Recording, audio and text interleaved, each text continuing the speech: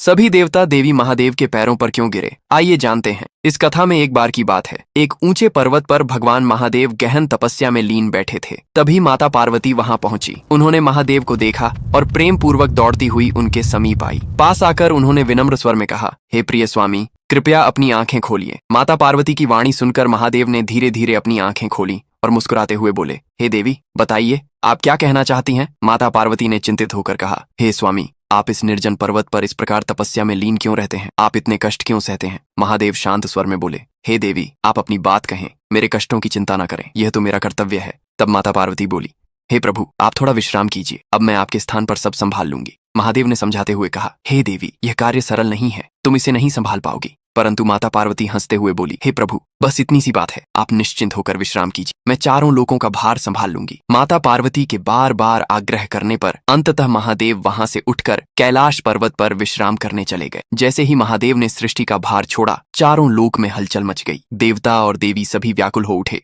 उधर माता पार्वती के लिए एक लोक का संचालन भी कठिन हो गया। उनके माथे पर पसीना आने लगा और वे चिंतित हो उठी। चारों ओर अव्यवस्था फैलने लगी। तभी सभी देवता घबराकर महादेव के पास पहुंचे और उनके चरणों में गिरकर बोले, हे प्रभु, आप यह क्या कर रहे हैं? आप ही तो समस्त सृष्टि के पालनहार हैं, आप कालों के काल और देवों के देव हैं, आपके बिना यह सृष्टि चल नहीं सकती। इधर माता पार्वती भी अत्यंत व्याकुल होकर रोने लगी और पुकारने लगी, हे स्वामी, आप जहां भी हो शीघ्र मेरे पास आ जाइए, मैं यह भार नहीं संभाल पा रही हूँ। तब महादेव प्रकट हुए और शांत स्वर में बोले, हे देवी, तुम सृष्टि का आधा भाग तो संभाल सकती हो, परंतु संपूर्ण चारों लोकों का संचालन करना अत्यंत कठिन है। माता पार्वती ने विनम्र होकर कहा, हे प्रभु, मुझे क्षमा करें, मैं आपकी महिमा को नहीं समझ सकी। आप ही इस समस्त सृष्टि के आधार हैं, कृपया आप ही चारों लोकों का भार संभालें और मुझे केवल आधे सृष्टि के कार्य करने दें। यह कहकर माता पार्वती ने रोते हुए महादेव के चरण पकड़ ली। तब महादेव ने प्रेम पूर्वक उनके मस्तक पर हाथ रखा और उन्हें आशीर्वाद दिया।